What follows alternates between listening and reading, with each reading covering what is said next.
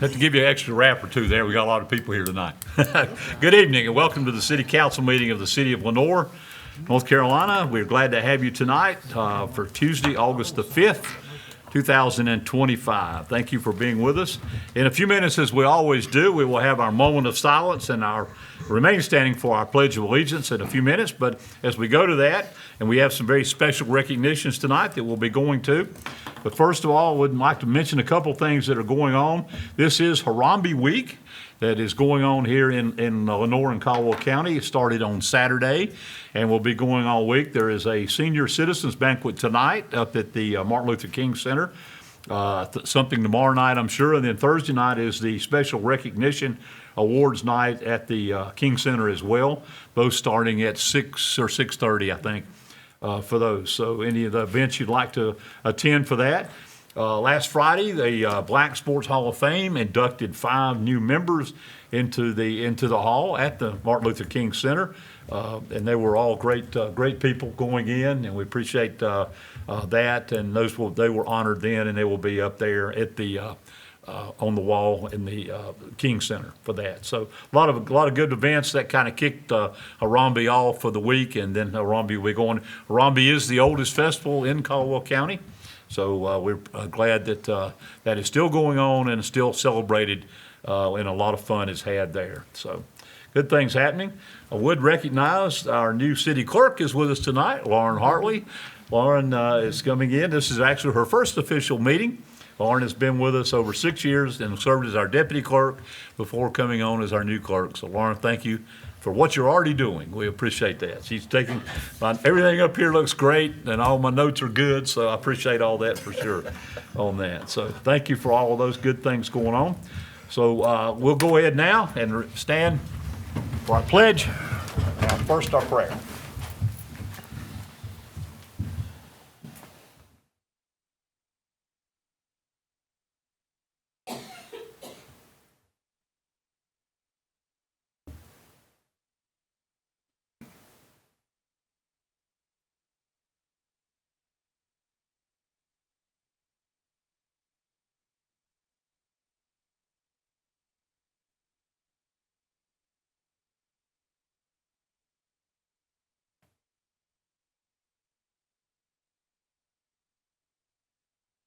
Thank you.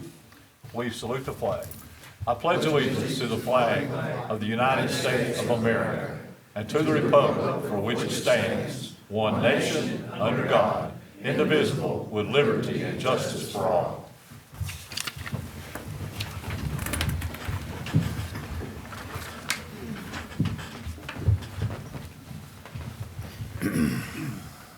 Thank you. We'll get started tonight with a very special swearing in tonight for our new police chief. We're very excited that Chief Andy Wilson will be coming in as our new chief. I did see our outgoing chief. There he is, the Honorable A.B. August Brent Phelps. Thank you for being back tonight with us. We're excited for him. Chief, come up and join me up here. We're so excited that you are going to be our new chief. You have been with us a long time. From the office through the ranks that you have moved up. Last job immediately before this, the major, of course, and we appreciate all that you've done and all you've meant to us. We had some wonderful things that happened earlier today at the police department, and we're going to talk about. I know you're going to talk about that. Yep. So we're honored that you're already making some wonderful moves, and as we move forward with what's going on. So let's do the oath of office, if we will. Mayor, his family's going to come up with him. Yes. I wasn't going to forget that. Oh, I knew you would.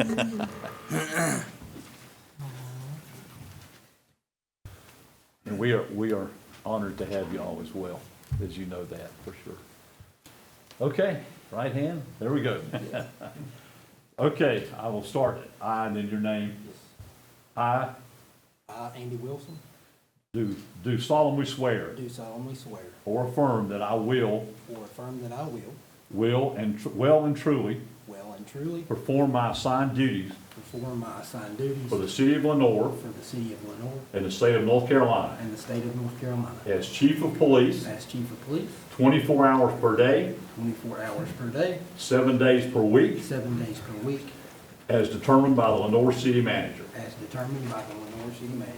I state your name. I, Andy Wilson, Do solemnly swear do solemnly swear to obey and enforce the city ordinances for the city of Lenore to obey and enforce the city ordinances for the city of Lenore and the laws of the state of North Carolina, and the laws of the state of North Carolina, fairly and impartially, fairly and impartially, to the best of my knowledge and ability. to the best of my knowledge and ability. So help me So God. help me God.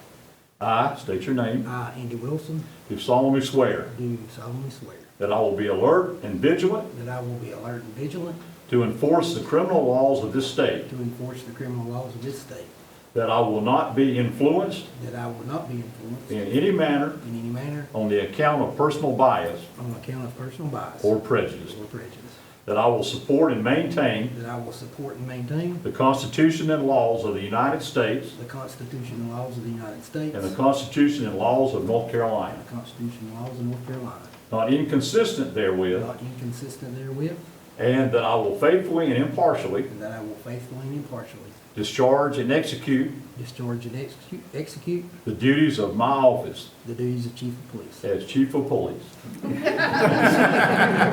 That's all right, you knew it, for the city of Lenore, For the city of Lenore, according to the best of my skill, according to the best of my skill, abilities, and judgment. abilities, and judgment. So help me God. So help me God. Thank you, sir.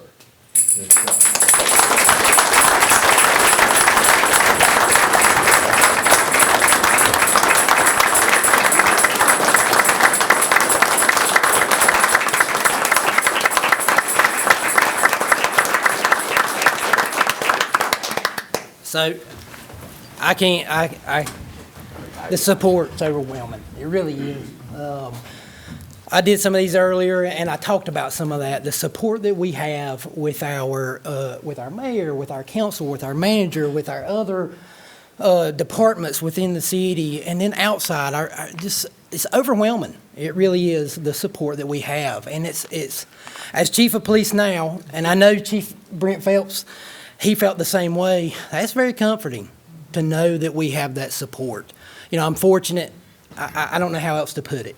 I've had people that have mentored me and led me and guided me. I've had parents that have taught me to be independent, have taught me to have a strong work ethic, and sometimes the guy over in the black taught me very, very sternly to have a good work ethic. But it pays off, and I appreciate that. And I have a wife that supports me, and a son that I don't even know what to say. But I'm blessed. And I appreciate the opportunity. And I'll stop it there. I'm not an emotional guy, but I'm going to get down that road. So, furthermore, I want to introduce the command staff. They're all here, and I think it's appropriate to do so. And so, Major Stillwell, come on up here real quick. Because I'm going to get a picture with him if you got like 2 seconds. Yes. So, Major Kobe Stillwell, can't say enough about this guy. I talked about him earlier. Wealth of knowledge. Just loyal, has always been that way to the city of Lenore, has our best interests at heart and our people's best interests at heart, and he's just going to do a phenomenal job, and I'm going to hold on to him as absolutely long as I can. I told his wife that earlier. I'm going to hold on to him as long as I can. Captain Mark Barlow, he is over our investigations division. Again, just a wealth of knowledge. Has been able to do a lot of different things throughout the police department and keeps our investigations going in the right direction with the ever-changing technology that's out there, and just does a phenomenal job. Captain Jody Herman over our support services, and he's learning a new role and a new responsibility, taking over where Captain Stillwell was. And I know he's just going to do a phenomenal job there. Super smart, super square away, and he's going to do great things. And then Captain Martin Crisp, he is our new patrol captain that just got newly appointed, and can't say enough about him. He has done great things, whether it be in patrol, in our community services and community support platoon, to investigations in that stint that he did there, to our special response team. He's just done a phenomenal job. It was a no-brainer for me and for the command staff to put him in that patrol position, and we're excited. You know, and I told my guys and my men and women earlier that, hey, we're going to take this thing and run with it. We've been handed, Chief Phelps handed us the golden egg, and we're going to take this thing and we're going to run with it, and we're going to make it the absolute best as we can, and that's what we're going to do. And so with support that we have, the sky's the limit. And I know, for me, I appreciate that, and I know our men and women appreciate that, and it means a lot. And so I can say thank you, and I appreciate it.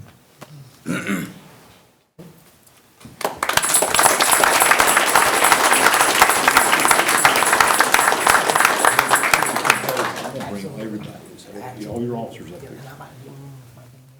Okay. I'm going to ask our chaplain, Reverend Terry Hunt, to come up and do a prayer for our police department. I'm going to ask all of our officers to come up here with everybody so he can pray for all of y'all, to get all of us, but to all of y'all especially tonight. So come on up, please. You guys come in, let's gather in.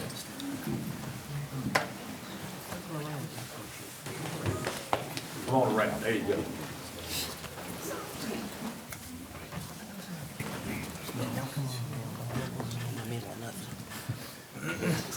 No, we ain't. It is not about us. But we're going to go before the Lord, and we're going to ask God's protection over our chief and our police department. We know that the badge and the shield can only protect us so far. But if we have our Heavenly Father protecting us, we know that we can go all the way. So we're going to pray. Pray with me. Father, in the name of Jesus Christ, we come before you tonight, humbled but also thankful for this great opportunity that you have given to our new chief. God, we ask your protection upon him, that you would crown his head with wisdom and knowledge and understanding, that he will acknowledge you in all his ways, and then you will direct his path. God, I thank you for the men and women that you have put around him to help support him and to help give him wisdom, as well as to encourage him. Father, we know that you are the keeper and the protector of our police department, and we thank you that you have given them to us so that they can serve and protect us.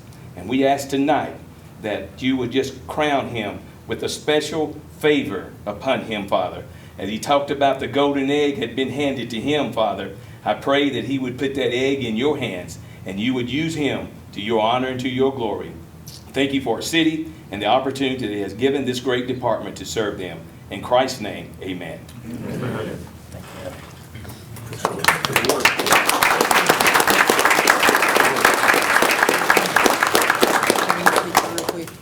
Y'all good with that? I know y'all don't like pictures.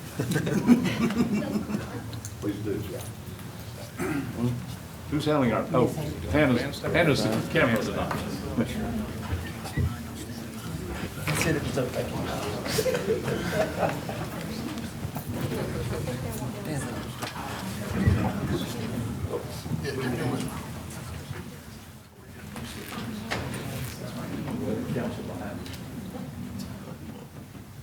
Her first. You got it? I got it. All right. Yeah.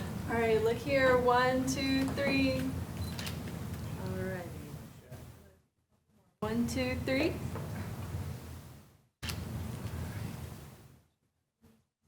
One, two, three. Perfect. Thank you. Family shot. Yeah, we'll get out of the way for that. Yes.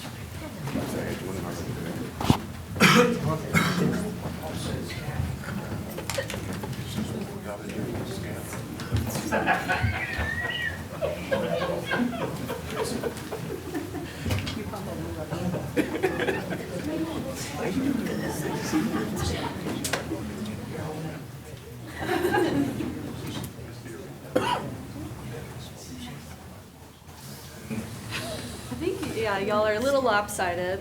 Yeah. Y'all just do a little side step, yeah. All right, there we go. Much better, yeah, there we go.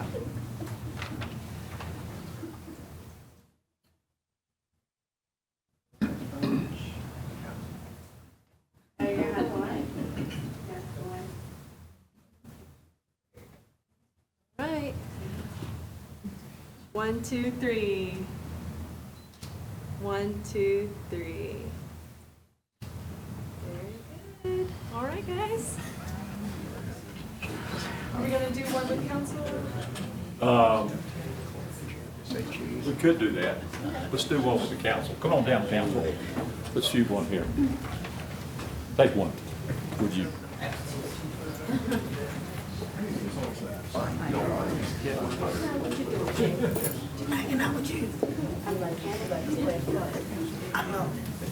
She wants me in with y'all. Do you want me? Do you want me to take a picture on there? Sure, that'd be great. Thank you. All right.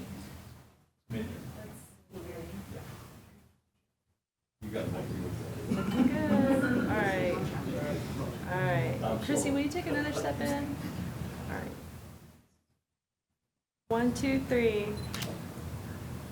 1, 2, 3. Very good. All right. And one more, go all the way. All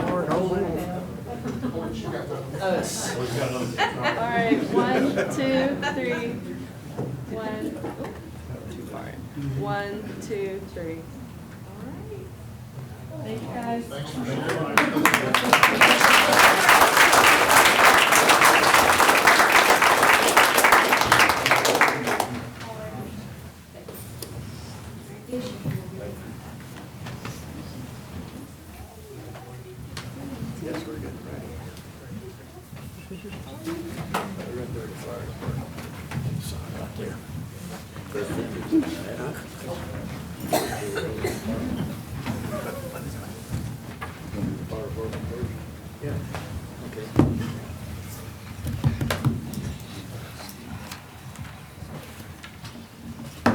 I signed it and he's signing, so you just sign that.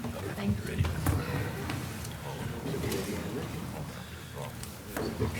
Chief, we're glad to have you aboard. Thank you so much. Thank all of y'all. Thank you for what you do for our city, our citizens, every day. You protect us, and we're honored that we can serve with you. So we will, as I said earlier today, we're all family in this, and we want to continue that family feel as we move forward. So thank you all for what you're doing. So, yeah, and we welcome the City of Morganton. Officers are here as well in support back there. So thank you guys for being over with us tonight. We appreciate our sister city. Even though you need a good mayor over there, but you know how that is. Don't tell him I said that, though. You can count on it. Yeah, I know. Ronnie and I pick at each other a lot, so. Okay, thank you. Great start. Now we have another special recognition, and the couple of our firefighter and police officer are going to be recognized tonight by the Dysart Kendall American Legion Post 29 as the firefighter of the year and the police officer of the year. So bring our members up, and you guys, I'll let you introduce everybody that's here and what's going on. We'll try to coordinate. And we thank you for always honoring our policemen and firemen the way that you do. I'm Irv Urto of American Legion Post 29, Dysart Kendall. We have some other Legion members here. I have our post commander, Wes Woods. I have our parliamentarian, Wayne Mahelich. Mahelich, yeah. Everybody has a problem with it. And Mike Mezak as the member at large this year, and our immediate past commander, Joe Osborne. So Thank you all for those are the being only with ones us. that are here. So I'd like to thank the mayor and members of the city council for giving the American Legion Post 29 the opportunity to recognize and create awareness in the community of how fortunate we are to have so many outstanding first responders. When there's trouble, they go. We may hang back or go away. We've been doing this award for a few years. We do not select the nominees. We leave that to the department heads to provide the candidate, and that's probably the hardest job they have to do with so many worthy and men and women under their service. We just provide the awards, and the department heads to present and we feel privileged to do so. I'll now ask Post 29 Commander to assist, and we'll have the fire department come up. Chief Staines.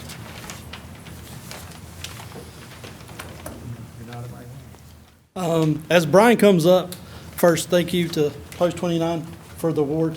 Thank you to council, the mayor, the manager.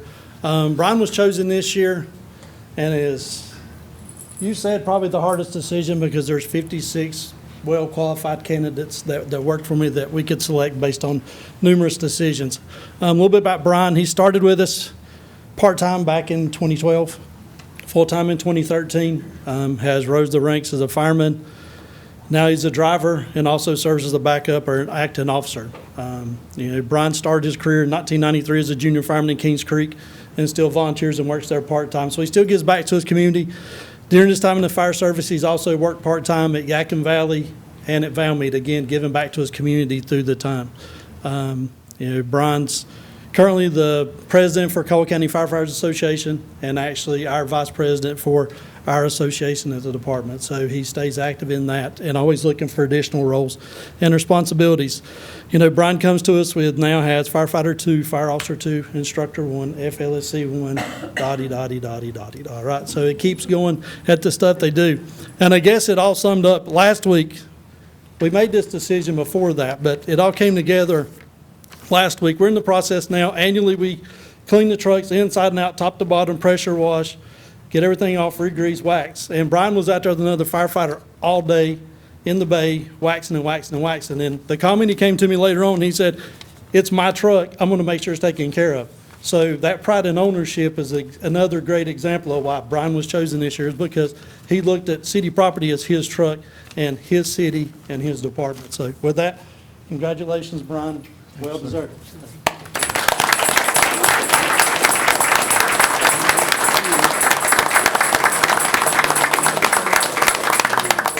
Legion, and we appreciate you. Oh, man, we Turn around a little bit.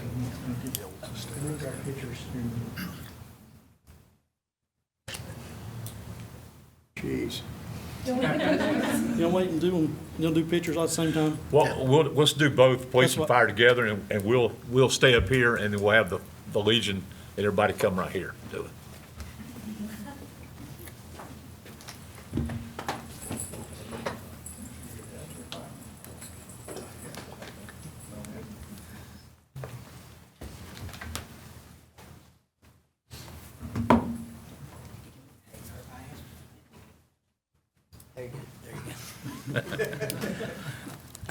I told her about front, I said, "Hey, you just gotta give me when you're ready for me to go." And so,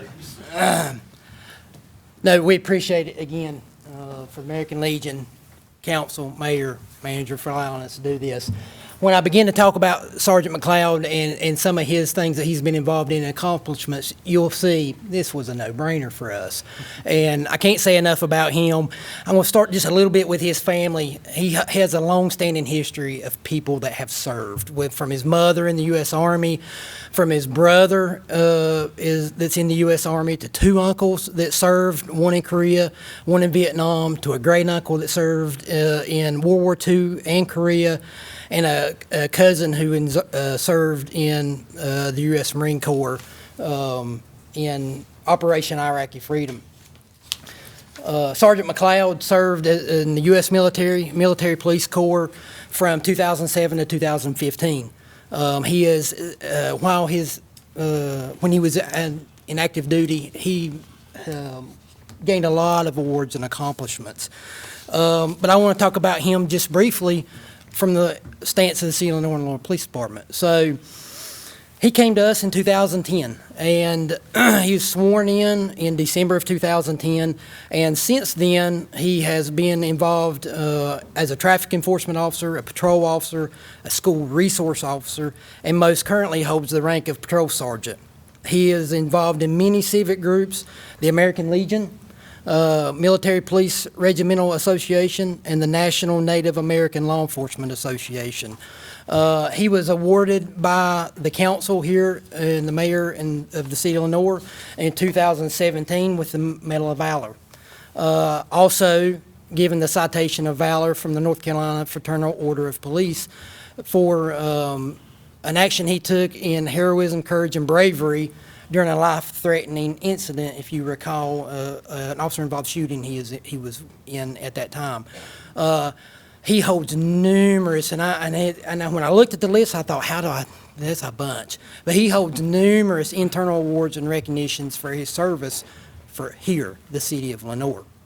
He's instrumental in our efforts as we move forward. He's currently a patrol sergeant, has been since 2021.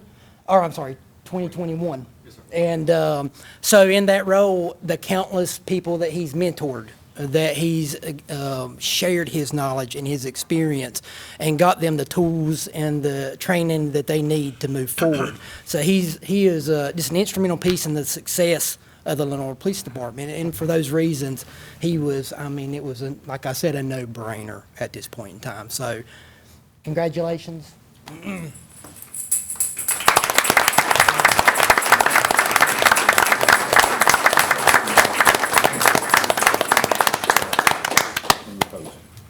Thank you. Thank you for all. I paid my dues, I promise. Chief, thank you for all that you and your men do. You keep our town safe, and we like it. Thank you.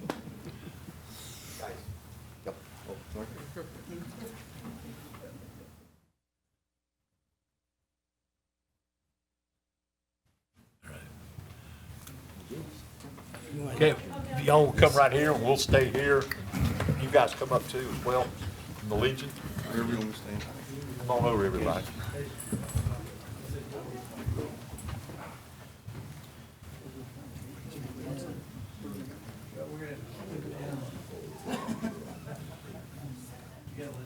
Yeah, Chief, you want the family to come, look, Ryan and Sergeant McLeod? Let's do one with the Legion and then we'll ask. Okay, we'll do this and then we'll get the family up. Yeah, that'd be fine. All right, y'all. All right. 1, 2, 3. 1, 2. And then one more. 1, 2, 3. Very good. All right. One more with the, Oh, with yourself. All right. 1, 2, 3. All right. Get your families up if you want to. Picture with the family. Let's do firefighter family. yeah, we'll back out of that. You can back out. Yeah, we'll back away from that.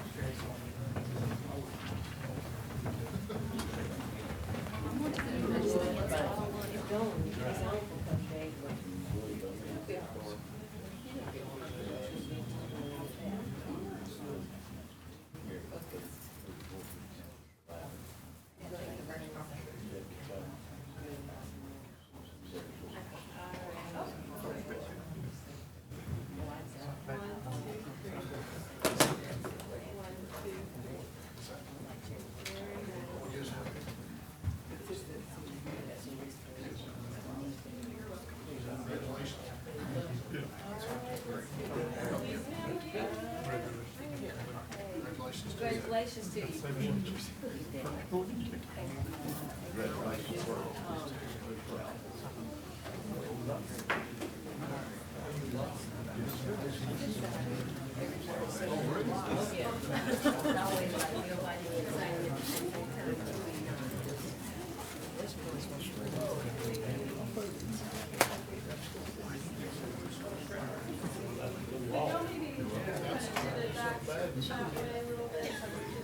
Everybody's here. All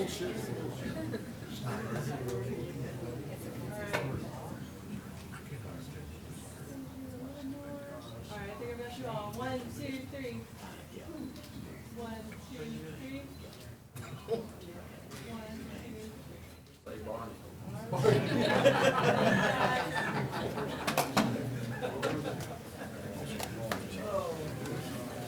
Yeah, I'm busting out. Hey, congratulations. Okay. Appreciate you. These have to be removed. I mean, look at every person from the fire department. Okay, Yeah, everybody's glad for you to stay as long as you'd like.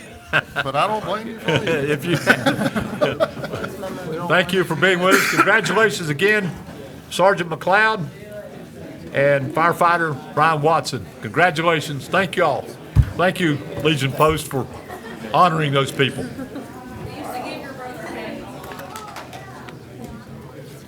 how to clear out a room, don't we? Yeah. Nobody up here leaves. Tiptoe, you said we could, right? Tiptoe out. Y'all cannot go.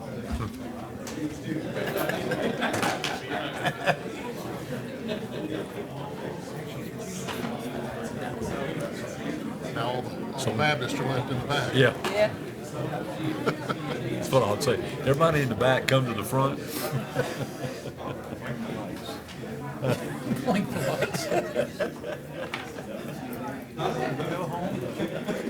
Y'all want to wear pistols, I tell you to come. Okay. Thank y'all very much for being with us. We're going to go ahead with the meeting as we have several things to do tonight. Thank you very much. Our next item on the agenda is a matter scheduled for public hearing. Tonight, we have our 2025 Comprehensive Plan and Parks and Recreation Master Plan resolution of adoption. Tonight, we'll hold this hearing for this plan to be held and receive any public comments from our public hearing for the comprehensive plan. I will open the public hearing, and first I will bring our planning director, Hannah Williams, to the podium for us, to bring us up to date. All right. Good evening, Mayor and Council. I am excited for the presentation of the final drafts of the Comprehensive Plan and Parks and Recreation Master Plan, drafted and prepared by Freese and Nichols, who have worked alongside City of Lenoir staff for many months. These plans are the result of an extensive year of public engagement and thorough analysis. These plans will help guide planning decisions that can impact all of Lenoir. I encourage you to carefully review these thoughtful and forward-looking documents. Together, they represent a shared vision for the future of Lenoir and a foundation for smart, community-driven growth. With that, I will introduce Danny Wilson, our Freese and Nichols project manager, who will be presenting the plans tonight. Thank you, Hannah. Good evening, Mayor, Council, City Good Manager. evening, Mr. Wilson. I don't know if we can zoom in on this. Is this okay to? Yeah.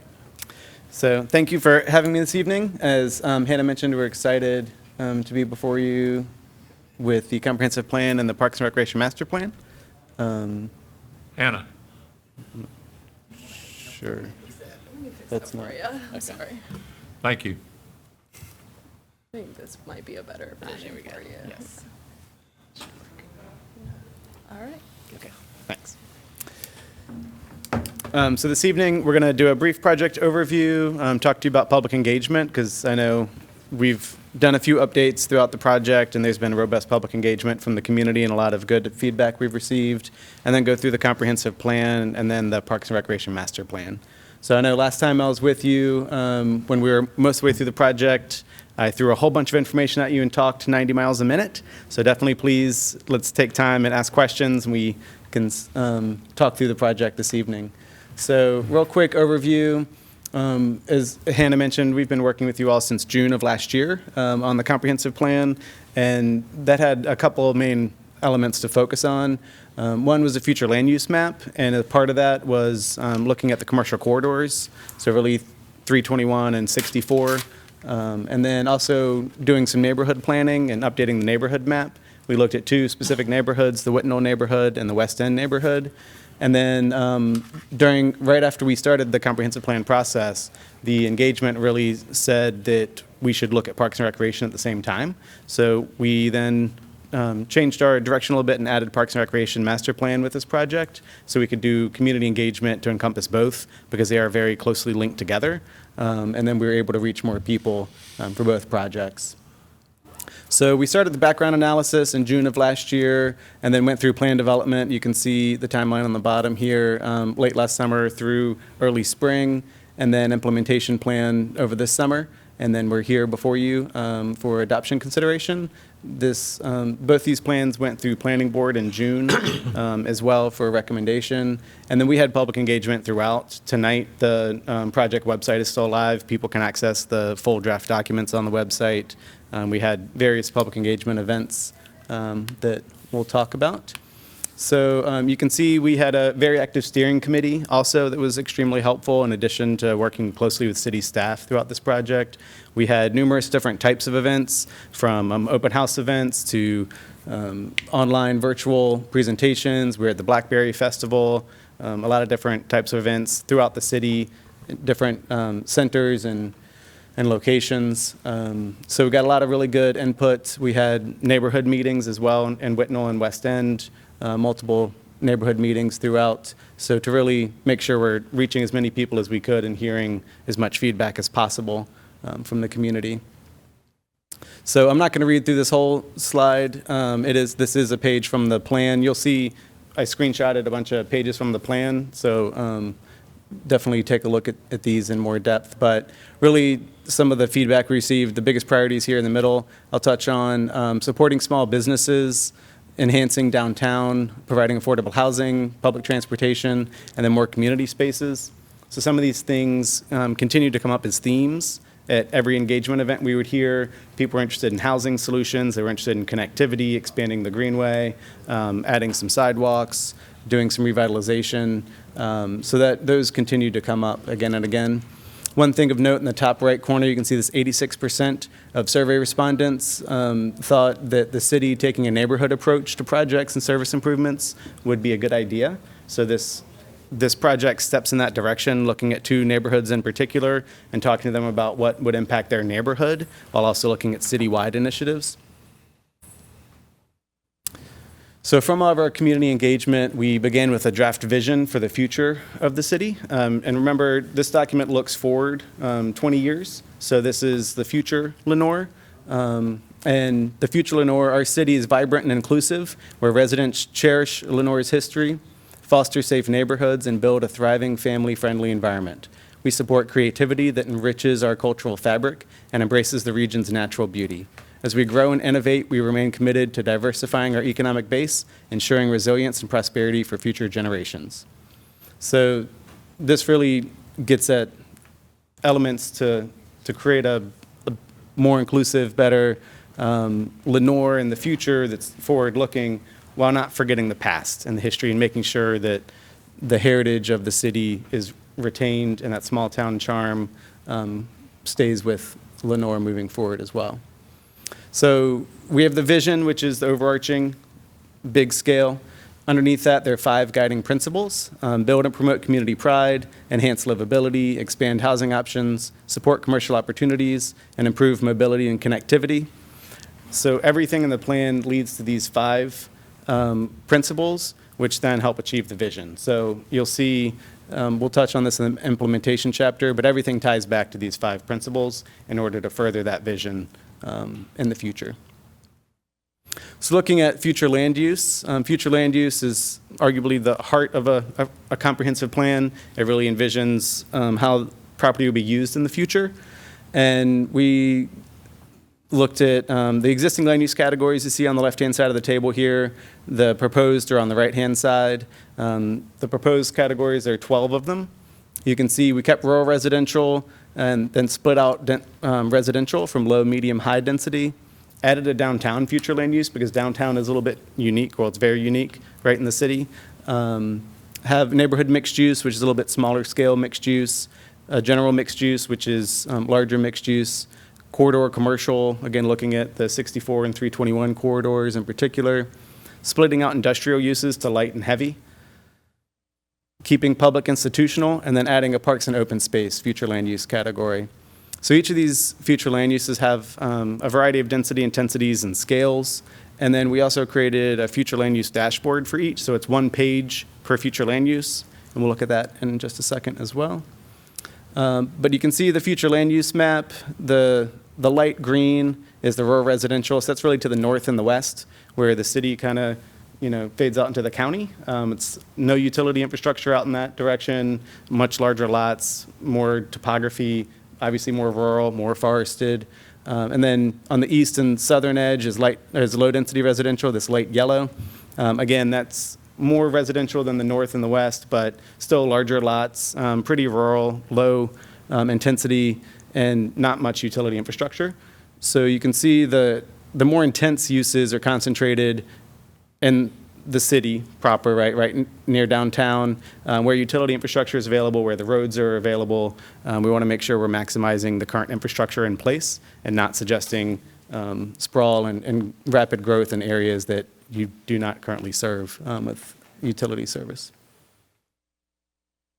As I mentioned, we looked at commercial corridors, kind of making sure we're paying attention to these as they are the main gateways for visitors and people passing through. There are also some major employers on these corridors and ways looking at strategies to attract more regional commercial, larger big box retail, regional restaurants and those sorts of things for people to come and visit, even if they don't live in the city. They could come and visit from local areas. And as I mentioned, the land use dashboards, this is just one example of the medium density residential one. So it goes through the intent and character of the district, what land uses would be appropriate, some considerations, and then the density, intensity, and scale. And then you can see the appropriateness, the number of dots indicates if it's appropriate or not, based on what type of development it is, and then any notes. So the intent of these, if someone comes before you with a rezoning request and the future land use map shows medium density residential, this is a real easy way to look at it and say, does what they're requesting fit? Does their rezoning change fit? Does this make sense based on our vision for the future of Lenoir? And so this is intended to help property owners, developers, staff, planning board, as well as city council when making rezoning decisions, and be a quick, easy reference that you can use. We have a chapter devoted to housing and another chapter with city resources.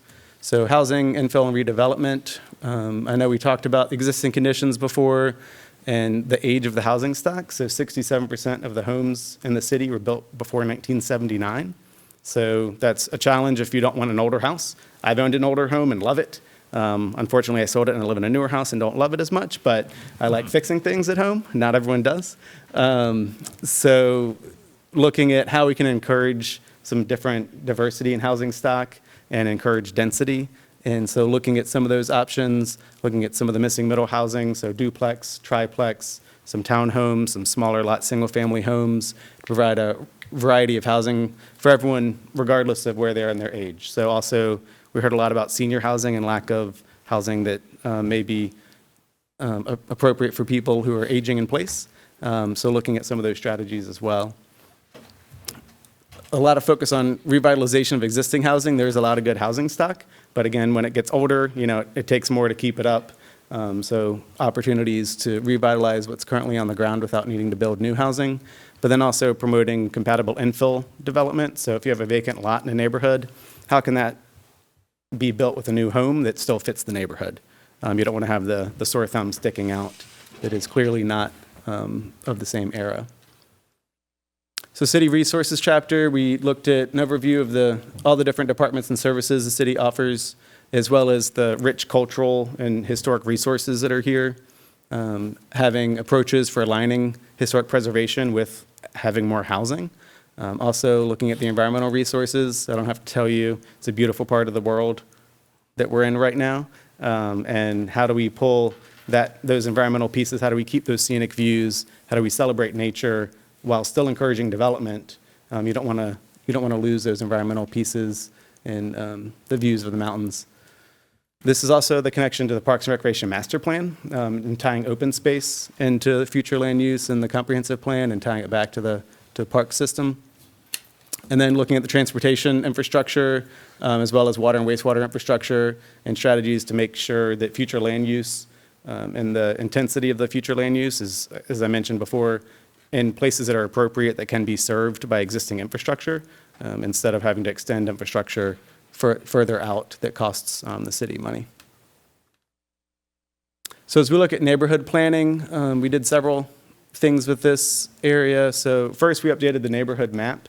The city had an old neighborhood map that we have updated, and it'll be in GIS, so it can be maintained and moving forward electronically. And then we also established a framework for future neighborhood planning efforts if the city decides to go that path. Some of those include, we had an engagement strategy toolbox that is in the comprehensive plan, so some different strategy options of how you can engage at the neighborhood level and some things that worked during this process.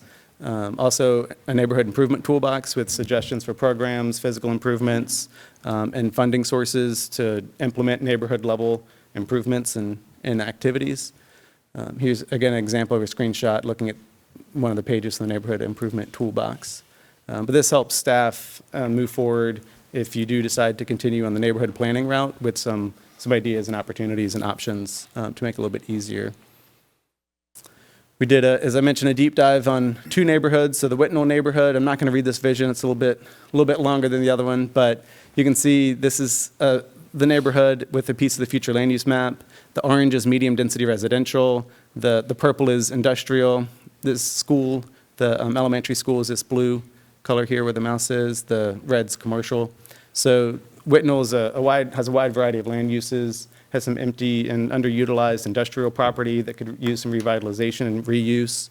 The community really talked about wanting to restore the historic activity center that it used to be. And so adding some more uses, adding some commercial uses, adding some gathering spaces. Gathering spaces do not have to be public, but they could be. But just adding some things back where the community can come together. They feel like they've lost that over the years. And so the vision really looks at how do you revitalize the Whitnall neighborhood the way it used to be and still continue to allow it to move forward. The West End neighborhood was our other neighborhood we looked at. Again, the orange is medium density residential. This light pink is neighborhood mixed use. And then we have, of course, the West End Park here in green. So you can see very different, very, very heavily residential in this area with just a little tiny bit of non-residential uses. So the West End neighborhood really wanted to make sure the rich history was celebrated and also having connected sidewalks, improving the park, which I know is already underway or has happened. And then also adding a little bit of commercial uses in the neighborhood so people could walk to some services and not necessarily have to leave the neighborhood to go to a corner store or maybe a small cafe or something like that. Our last chapter in the comprehensive plan is the implementation chapter. This is a screenshot of the table that is in the chapter. And you'll see we have every item has a number. We have an action description here when the implementation timeframe starts. So a lot of these are longer term projects, but so if it says short term, it means it starts in the short term. It doesn't necessarily mean it only takes 6 months to do. So this is the start time, not the project duration. It also has responsible agency as far as who would lead the project. Of course, partnerships would be involved. So just because a department or organization is listed does not mean they would do that by themselves. An action type refers to what type of project it is. Is it a policy update? Is it a construction project? Is it a plan to be adopted? And then, as I mentioned, the 5 guiding principles, you can see each of the implementation items are tied to a guiding principle or more than one. But the implementation table, you can see the guiding principles are listed at the bottom and then identified for how they connect back. If they did not connect back to a guiding principle, it's not in the table. So just because it's a good idea, there are lots of really good ideas, there are lots of things you can do that are not in here, but we wanted to make sure that all of the implementation steps tie directly back to the guiding principles, which help reach the vision set forth in the plan. The action plans are broken out into 4 different categories. So we have land use and character area, housing infill and development, city resources, and neighborhood planning. And you can see the numbering convention. So LU1 is obviously land use. H1 is housing, CR1 city resources, and so on. So you'll see they're broken out that way to help keep them a little bit organized and then provide some other information. So diving into the Parks and Recreation Master Plan, but before I do that, are there any questions right now? Comprehensive plan before we switch for Parks and Recreation Master Plan? Any questions from anyone about the master plan to this point? Okay, and we'll address the audience in a minute if they have any as well. Okay. So as I mentioned, we also looked at the Parks and Recreation Master Plan. This was from 2007, so this has been a big update. We designed it as an appendix to the comprehensive plan, although I'm sure you've seen it. It is also meant to be a standalone document. So you have your comprehensive plan, you have your Parks and Rec Master Plan. They're branded the same. They clearly look very similar. They're meant to fit together, but they can also be pulled apart easily and looked at separately. That was on purpose. So we did look at it as an appendix to the comprehensive plan. There are a couple of references in the comprehensive plan and the parks plan tying back to each other. So you'll see references to that effect. But the Parks and Recreation Master Plan, we have 4 different chapters, a community overview, an analysis, parks inventory, parks assessment, and then implementation or recommendations and implementation. So for the inventory, we looked at the 13 city-owned and maintained parks and recreation facilities. We did not look at any county-owned facilities. That was a question that came up from the community. This was city-only, so just so you're aware. So we looked at the city parks and recreation facilities. The inventory included how many of what are where. So how many swing sets are there? How many different pieces of playground equipment, different ball courts, fields, all of that information. This was a ton of work for Parks and Recreation staff, so really appreciate them going out. And I think Phil was out there counting benches one day until midnight. But one of the hard things with this project actually was keeping up with the current projects that are underway, because I know you invested a lot of money this last fiscal year in Parks Capital projects. So that was definitely a challenge, is keeping track of what's been done and what's been improved and having to get updated photos. So it was also exciting to see, because we would hear from the community that there's a strong desire to have something done, and then 2 weeks later it's being done. So it was a fun challenge during the project. So the Parks and Recreation Master Plan, we have different classifications for parks. This is really based on 2 factors. One, size of the park, and the other is the function of the park. So a pocket park is very small. It usually has very limited equipment, but it's within walking distance of someone's house. They would walk there. You would not drive across town to go to it, for instance. Versus a regional park is something people would drive from the entire county to come to, maybe even outside the county to come to the regional park.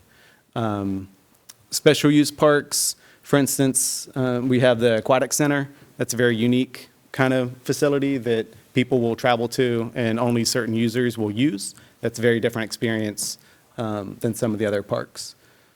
So you can see this is one of the tables in the plan. All the parks are classified based on these items. For the needs assessment, we looked at 3 different elements. One is demand-based. This is really what the community asked for and wanted. Then we have standards-based, looking at different standards from across the country, and then resource-based as far as what's already here, what natural assets exist, and how can those be leveraged. So the demand-based really came from public engagement. We did have a separate online survey, as well as multiple engagement events directed just for Parks and Recreation. Some of the big things, the issues and concerns, insufficient lighting, some accessibility concerns. A lot of people weren't aware of just how many parks and recreation facilities exist in the city. Some of them are kind of hidden and not necessarily well signed. So if someone's new to the area, they may not even know certain parks exist. And then, of course, maintenance being a big concern. And then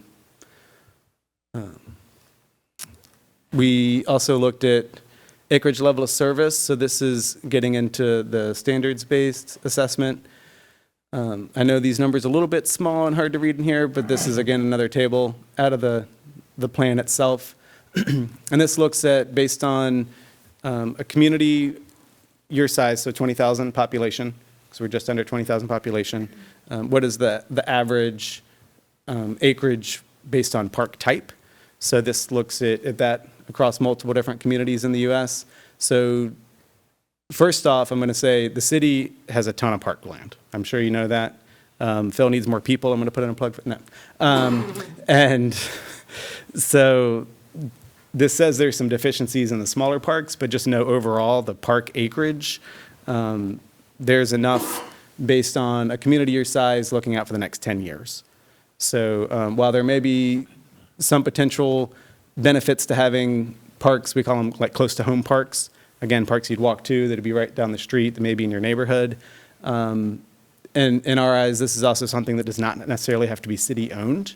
So when a new residential development comes in, maybe they can build a community park that is open to the public, but the HOA maintains it, right? So there are ways to address this without adding to your park system. This still provides the benefits of having a smaller park with less amenities it's closer to where people live.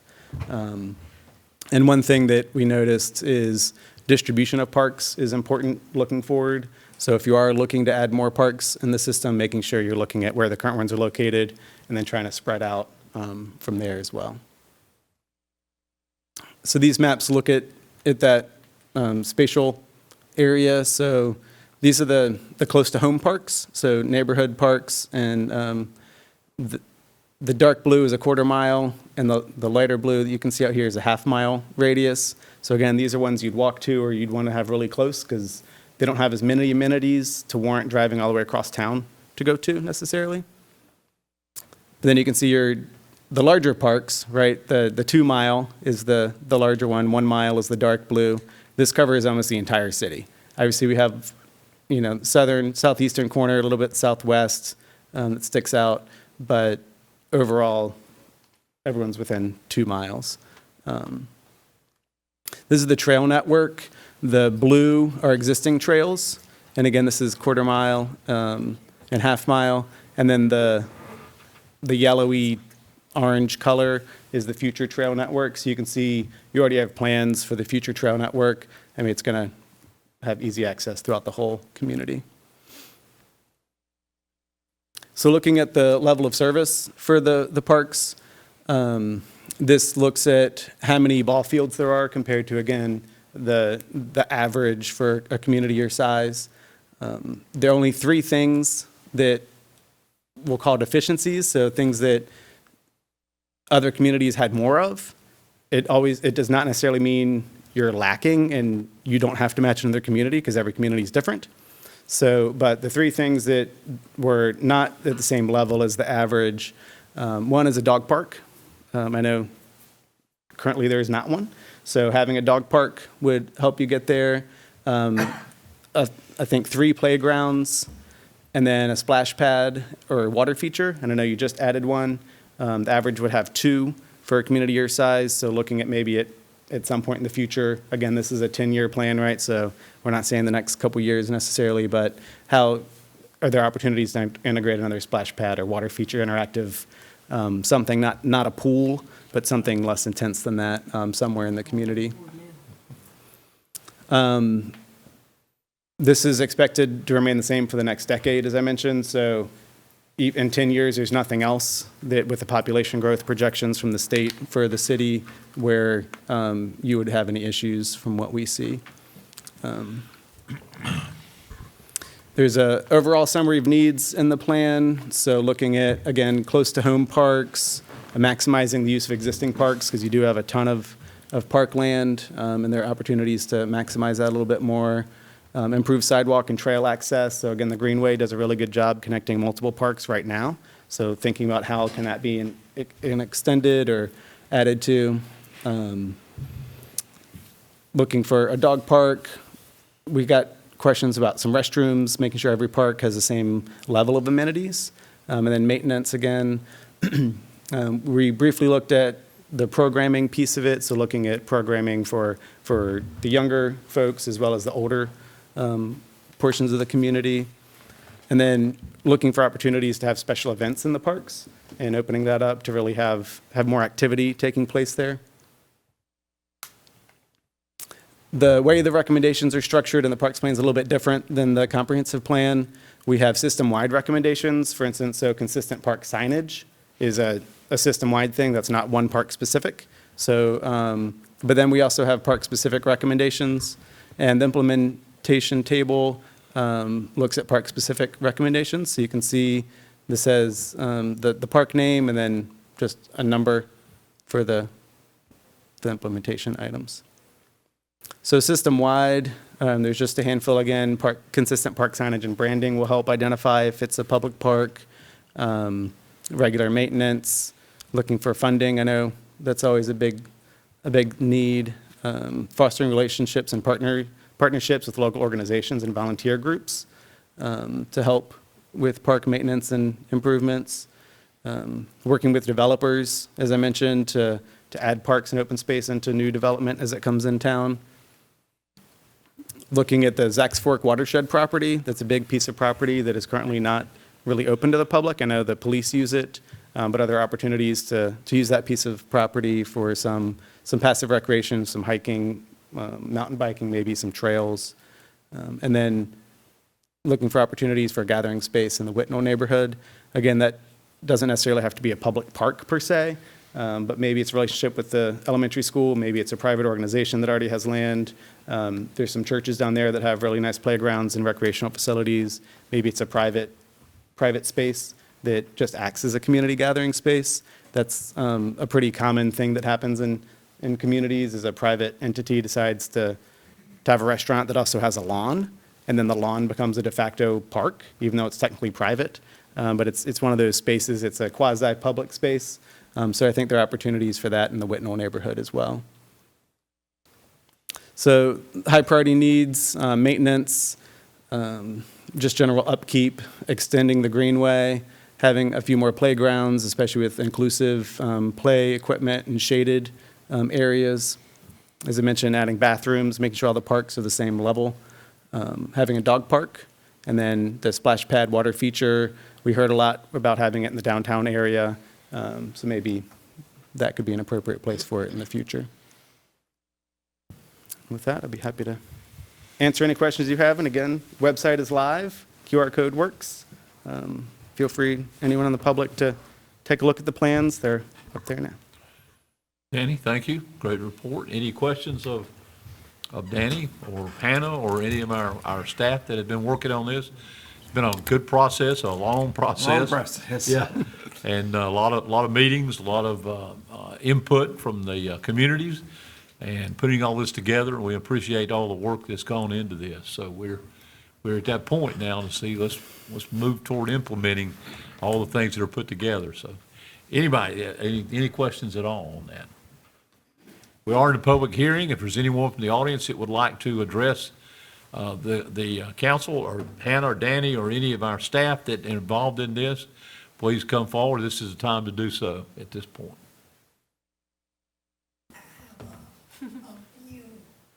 Come on up. We can't hear you or see you way back there.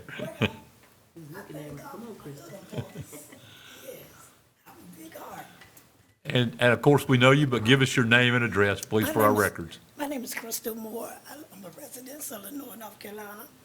I'm very passionate about our community. Could you come up? Come to the mic, yeah. We're having trouble hearing you. Got to And preach one more the time, word. what's the address that we need to put for your, My address, Yeah. 537 Hill Street. okay, Yes. thank you. All right, so let's stay in order. All right. So I have a few questions. I want to thank you for taking the time out and look over our neighborhood. But there's a lot of things that needs to be addressed. I live in West End community, and I know y'all see it. I know you see it. I know you see it. I know you see it. West Lenore School, even though it don't belong to the city, even though it don't belong to the county, even though it belongs to a private sector that lives in Boone, but we have a big sinkhole in the middle of the basketball court. those people in that perimeter of West Lenore School, elementary school has been closed since 2022. So we have Hurricane Helene. So people have trauma from Hurricane Helene, children. So that whole perimeter of people do not have a park to go to. And I know somebody in here, or can somebody direct me to help this playground because it's underserved, that community is underserved. Housing Authority children live in that area. So I'm talking about elders, I'm talking about children. I have a pastor live in the neighborhood. He drives the community every day. So, Pastor, I know you see it. Have you seen West Lenore lately? It's sad. And we reside in the community. So we have West End Park. I know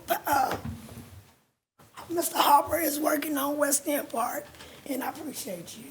But we can't, that's something that needs to be taken care of. And I don't know who I need to speak with. I'm just one person, and I can't do it all. But we fighting. We fighting for clean water. We fighting for clean air. You know, we fighting for resilience. Those children still growing up in that neighborhood. And like I said, we could come together as the community, as somebody got some money, or if we could pick up stuff off the ground and make it suitable. You know, so I'm looking for solutions. I don't want to step on nobody's toes, but I'm asking for partnership. Secondly, I want to finish this, but secondly, do I say the word propose? What propose mean? I'm asking for something. Is that what it means? Propose. What oppose mean?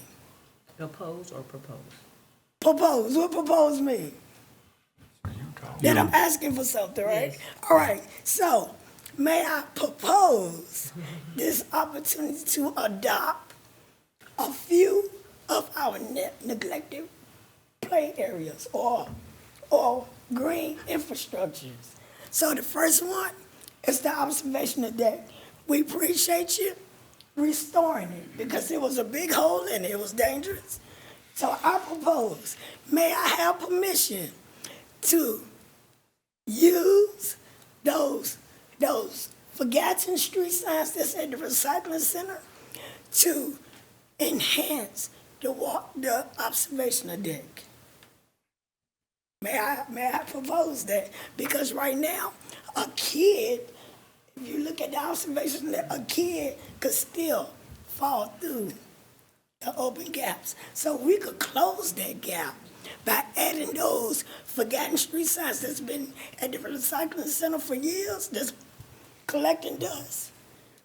We could enhance it because it would give people, if people visit, they could reminisce of the streets they've been on. Students could learn about conservation. So I'm asking, may I propose those street signs at the recycling center?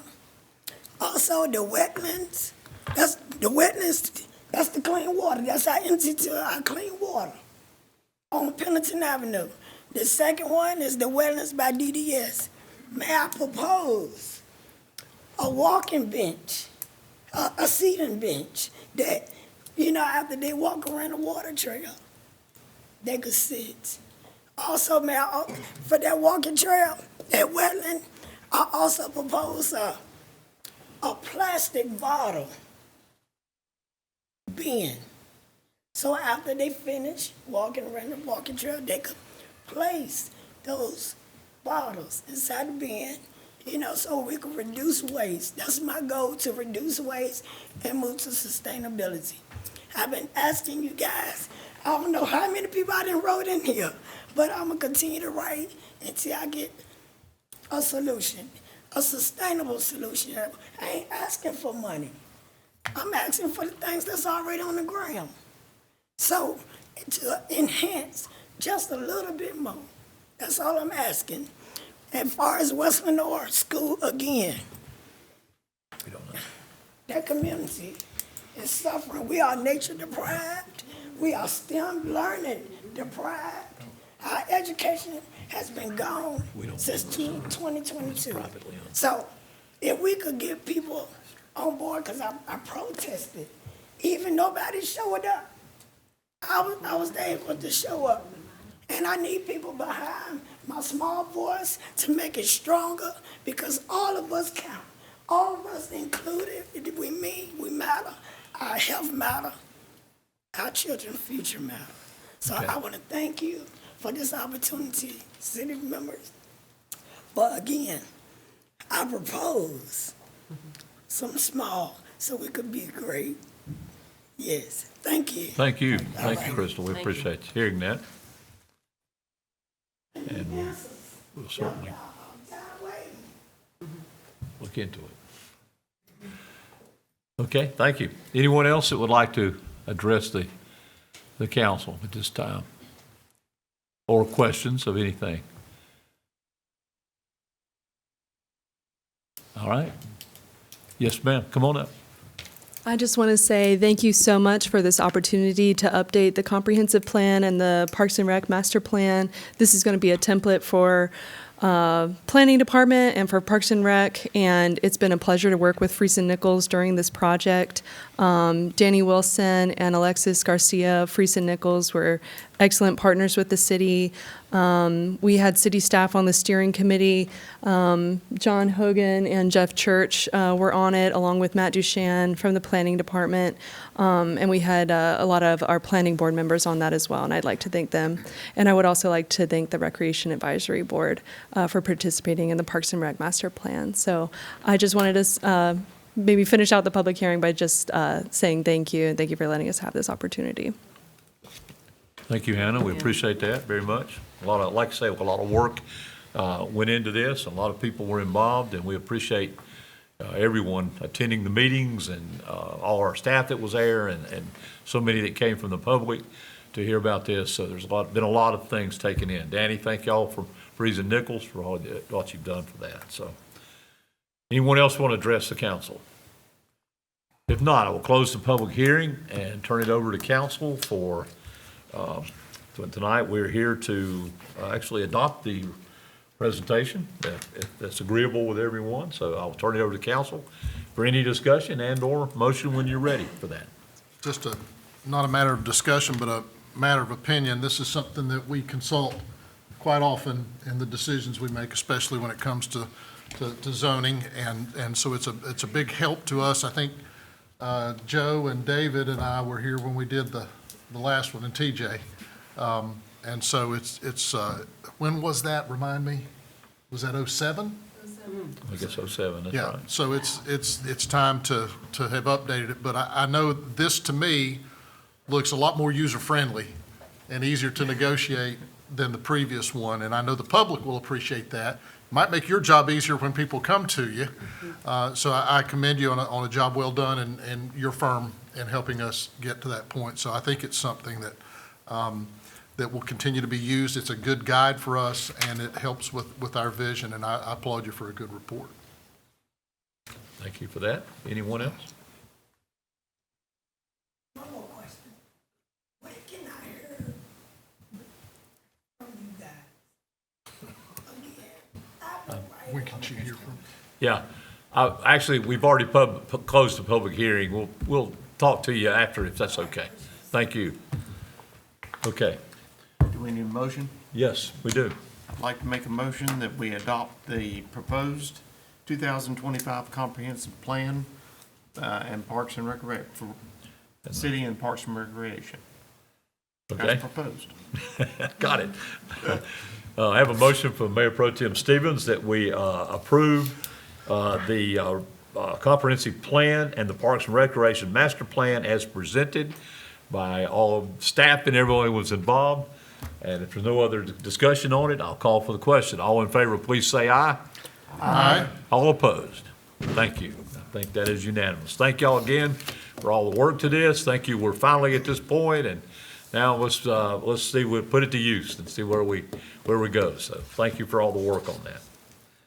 Okay, we'll move on then to now next on our agenda is a consent agenda items.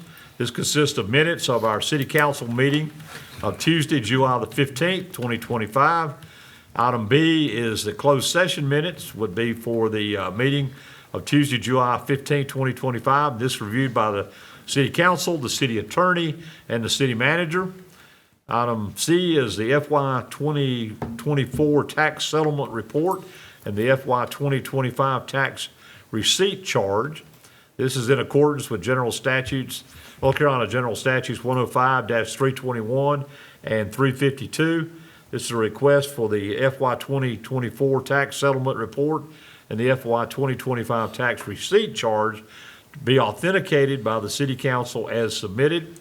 And then item D is the capital project ordinance. This is for the sewer line repair. This is for Ridge Street and Harper Avenue project.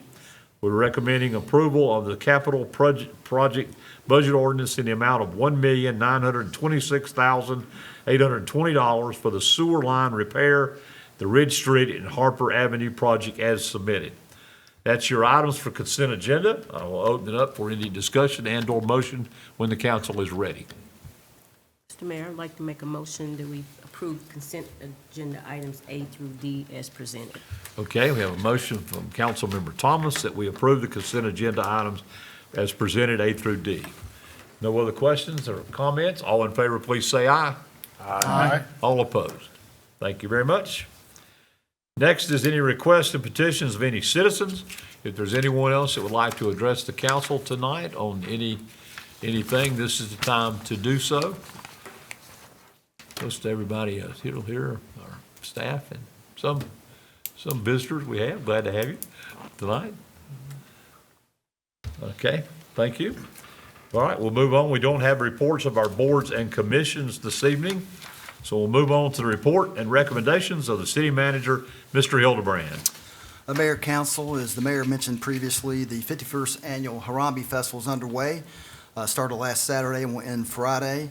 The events are held daily at MLK Center, and the public's invited to attend. I know there's an event going on tonight, but we may not make it, it looks like.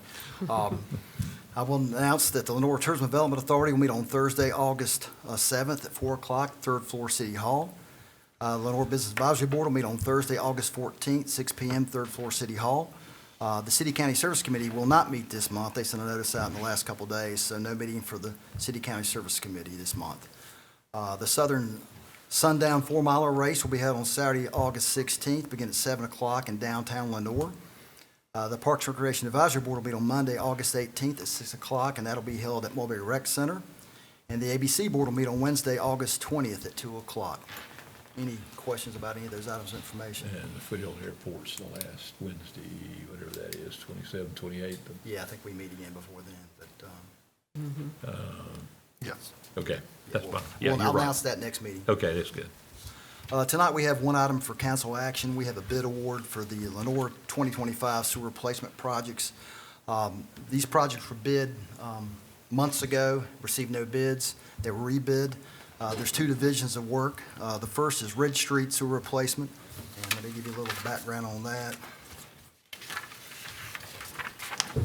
The Ridge Street portion is replacement of 400 linear feet of existing 10-inch gravity sewer and 530 feet of linear feet of 8-inch gravity sewer. The second division is the Harper Avenue sewer replacement. This is a 1,400 linear feet of 8-inch gravity sewer, which will help with our I&I. One of these, the Ridge Street portion, runs near the fire department, our sinkhole. So we're moving that away from the sinkhole portion to go back and then bid that project. We received bids on July 23rd, my notes here, where it is. July 24th, off a day. The low bid for the Ridge Street portion was Iron Mountain Construction. They were the lowest responsible bidder. Their bid came in at $989,200. The second portion is recommended to go to Carolina Grading Utilities, and their Division 2, which is the Harper Avenue, is $845,620. McGill also recommends that we go back and have $92,000 in contingency for the projects to make sure there's no overruns or unforeseen circumstances there. So the total project, and you approved the project ordinance a minute ago and the consent items, total cost is $1,926,000 $820. And since they're the lowest responsible bidders, we recommend approval of same. If you have questions, I know Dr. Church is back there, can answer those as well.